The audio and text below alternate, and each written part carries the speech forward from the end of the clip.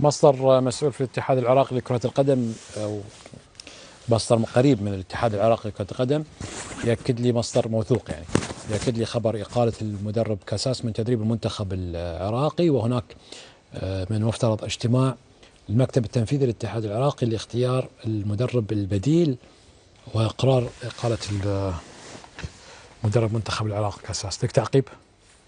لا ان شاء الله يكون الخبر صحيح. انا قلت لك خلاص اكيد انه ترجع للمنافسه. الاب الروحي يختارون حكيم شاكر. يختارون الاب الروحي للمنتخبات. يعني اي واحد، انا في وجهه نظري اليوم هسه لو فقط تشتغل على الجانب النفسي بامكانك انه تظهر بشكل افضل ما نعم. بس الجانب النفسي نعم. يعني في بعض الاحيان تشتغل على الجانب النفسي مع نوعيه اللاعبين الموجودين بامكانك انك تخلق الفارق. عندك مباراه مع كوريا في ملعبك بين ارضك وبين جمهورك، وعندك مباراه مع الاردن. نعم. والمباراه مع الاردن لها طابع خاص وتنافس خاص بين العراق وبين الاردن، فان هذين مباراتين تشتغل عليهم بجانب نفسي ممتاز، يكون في عداله في عمليه اختيار اللاعبين، يكون في عداله في عمليه التجمع في لاعبين مدى ياخذون ما اخذوا استحقاقهم، مثل حسن قوقيه، محمد قاسم، من ابرز اللاعبين. اني يعني اشكل خصوصا في هذه المباراتين كنا محتاجين لاعبين بنوعيه محمد قاسم وحسن قوقيه. ليش؟ لانه المنتخب الفلسطيني والمنتخب الكويتي يدافع بمنطقه ومسكر الفراغات، محتاج على لاعب مهاري، لاعب يخلق الفارق من ناحيه المهاره والتسديد. نعم. التسديد، لانه مع التكدس الدفاعي اللي موجود ممكن بامكانك انك تخلق. احنا صار مباراتين، كم تسديده عندنا؟ ما عندنا تسديدات، كلها يعني كلها تسديدات طائشه، تسديدات غير مركزه، تسديدات غير يعني مو فريق خالقها او مو مجموعه خالقها او حتى مو افراد خالقها. فان شاء الله انه يكون الخبر صحيح، لانه اللي صار لكاساس واللي قدم لكاساس والاتحاد كرة القدم صراحة شيء كبير على الاتحاد، انه ياخذ قرار جريء وقرار يعني قرار في محله. انا اشوفه قرار في محله، مو قرار انك انت ممكن مشروع مستقبل. كاساس مو مشروع مستقبل صراحة. صار 2.5 سنين، شنو الاضافه اللي اضافها كاساس؟ ما ايش تفكر في يعني من اللي جاهز الحين غير كابتن حكيم مثلا قلنا؟ ابو عبد عندك محليين موجودين؟ ابو سعود، انا ما ادخل بهاي التفاصيل، انا مالي دخل بهاي التفاصيل. السؤال هذا كان لقطر او حتى للعراق. اليوم هذا مصير منتخب يمثل البلد. احنا حتى كاساس الاتحاد ما يدفع رواتبه، الدوله تدفع رواتبه. يعني شنو للعراق 45 مليون؟ شنو ما يستاهل مثلا تجيب مدرب على اعلى مستوى مثلا يعني؟ او ممكن انت تختار، شوف شنو نوع الاختيار اللي انت تختاره. بس بالسرعه هذه اللي تشيلها اليوم لازم عندك بديل. في شهرين كابتن. ابو سعود عندنا 70 يوم. شنو سرعه لها؟ انت مو تقول لي مباراه يعني لو بعد مباراه الكويت انا اقول لك الاقاله ممكن كانت مستعجله، لكن انت عندك بعد شهرين، صح ولا لا؟ نعم. متى هي احنا هسه راح ندخل بعدنا بالرابع وعندك بشهر 6 مباراه، فانت عندك اقل شيء 2 ونص. 70 يوم 70 يوم 70 يوم. نعم. انت بهاي 70 يوم عندك دوري شغال، صح ولا لا؟ نعم. دوري شغال، منافسات موجوده، اللاعبين الموجودين محترفين، شوف المباريات السابقه التعلم المباريات السابقه، وانت ترى داتا اليوم موجوده، داتا موجوده اليوم. حتى اللاعبين اللي موجودين خارج العراق ما موجودين ومعروفين. يعني اليوم مثلا يوسف الامين يطلع سؤال منطقي، انا هسه ايش قد حكيت وايش قد هذا. زيدان وينه؟ وين زيدان؟ واحد يلعب باهم الدوريات الاوروبيه، لعب في المباراه السابقه. اليوم زيدان ما موجود، حتى ما نزل كبديل ما نزل. يعني من يسالون اللاعب يقولوا له انت ليش ما عرفت؟ يقول لهم مو انا، روح اسال المدرب. يعني صراحه يعني ما اعرف حتى الكابتن ممكن يكون عقوبه. اليوم هي عقوبه. ما انت المباراه ما نزلت عليه هنا، اخر مباراه لما سووا اللقطه عقوبه، ممكن عاقبوا الاداره. منو عاقب منو؟ عاقبوا زيدان. وليش يعاقبوا على شنو؟ مباراة مع الكويت اللي سوى الحركه، ما تذكر انت ولا؟ ايش سوى حرام؟ ما له دخل، هذا الموضوع راح انتهى. زين لا انتم طلبتوا عاقبوا، دحين بغيتوا كيف يرجعونه؟ وين انا ما طلبت بتعاقب، مش بتعاقب المنتخب انت لما لا على بايش قلت انه هو عاقب المنتخب. لا قصدي لا، اللقطه اللي سواها على الكويت صارت مشكله، ما قلت المفروض الاداره يمسكوه وكذا وكذا. لا اعتقد عاقبوا ما دام ما لعب عاقبوا. لا عقوبه ولا هذه، لا عقوبه ولا لا ابدا. هو المدرب حتى منه ما يلعب. مغير سبعه يا زلمه، شو معاقب سبعه؟ ما هو مغير 7 لاعبين.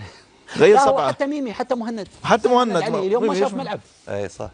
حتى ملعب ما شاف، لا هو لا زيدان. لا حرام والله، ميمي حرام. ولعب لاعبين يعني اللاعبين شباب جيدين، لكنه انت وقت وظروف المباراه ما تسمح انهم يكونوا موجودين. يا محمد الطاهي شليمون، يعني حتى بيتر جورجيس اللي انت لعبته في المباراه اللي كنت مستبعده من القائمه وبعدين جبته للقائمه وبعدين لعبته اساسي، اليوم ما لعبته. في يوم وليله اختاره، ها؟ وكان مختاره في يوم وليله بس. لا ويستهزئ، بناء على يضحك الجمهور. على الصحفيين، يقول انتم تريدون نفس الفريق اللي انا لعبت به بمباراه الكويت العب به بمباراه فلسطين. يعني حق المؤتمر الصحفي كان. اي ذاك المؤتمر الصحفي. لكن يا كابتن اختيار مدرب لازم يشوف اسلوبه. الفريق العراقي يتميز بالتكتيك، فريق تكتيكي ولاعبين على جوده عاليه، لذلك لازم تجيب له مدرب يتناسب مع عقليتهم، مدرسه تتناسب مع امكانيه اللاعبين. لو جبتها بتنجح، ممكن تجيب مدرب ناجح لكن اسلوبه ما يتناسب مع اللاعب العراقي. لان شوف انت دحين الهدف اللي جا كيف عرضيات، العراق في ميزات كذا، في ميزات جمل تكتيكي على اعلى مستوى، تجيب له مدرب متمكن في هذا الجانب ان شاء الله 5 6 فرص قادرين يسجلوا، بس مدرب صح، مش مدارس مثل اللعب المفتوح او اللعب كذا والاستحواذ، ما تناسب بعض المدارس ان بعض اللاعبين يبغي لها وقت فتره زمنيه، فاللاعب تكتيكي رقم 1. كل التوفيق ان شاء الله لهم بالمرحله القادمه، اتمنى ان شاء الله نشوف المنتخبات العربيه والمنتخبات الخليجيه ان شاء الله موجودين في كاس العالم ان شاء الله، ويعوضون ان شاء الله في المرحله. بعدين افريقيا احسن منا، شوف افريقيا خالد يمكن 5 يتاهلوا مدري 6، حتى السودان بيتاهل. دحين احنا عرب اسيا شويه مشكله عندنا، اما افريقيا ما شاء الله رايحين كلهم كاس العالم. شوف حول من اسيا حتى السودان متصدر على السنغال. طيب احنا منتخبنا عندنا امل نكون كثالث وكرابع. نعم. تتوقع وين يروح منتخبنا؟ انا اتوقع في الملحق ثالث. ثالث. احمد السعيد؟ اتوقع رابع. رابع. عبد العزيز؟ اتوقع الثالث يروح ان شاء الله. الثالث. نشأت؟ رابع. رابع. خالد؟ الامارات ثالث وقطر رابع. احمد الرواس؟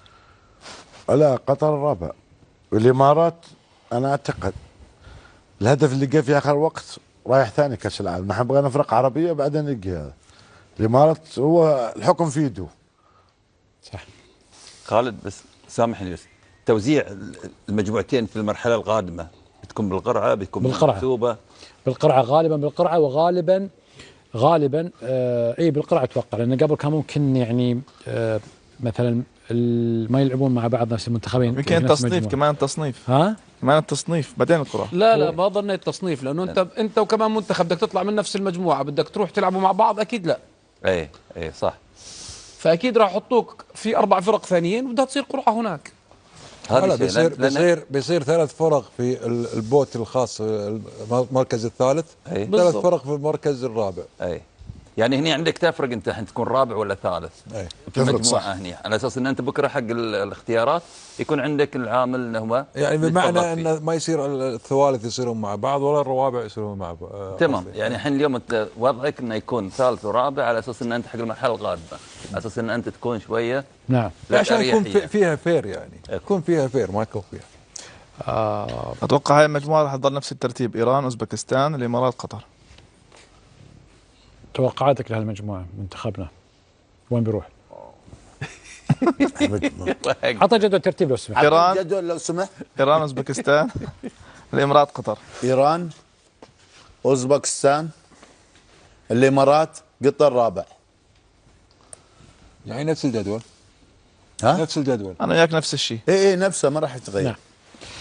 على فكره يعني احنا عندنا لاعبين ما شاء الله خامتهم جيده.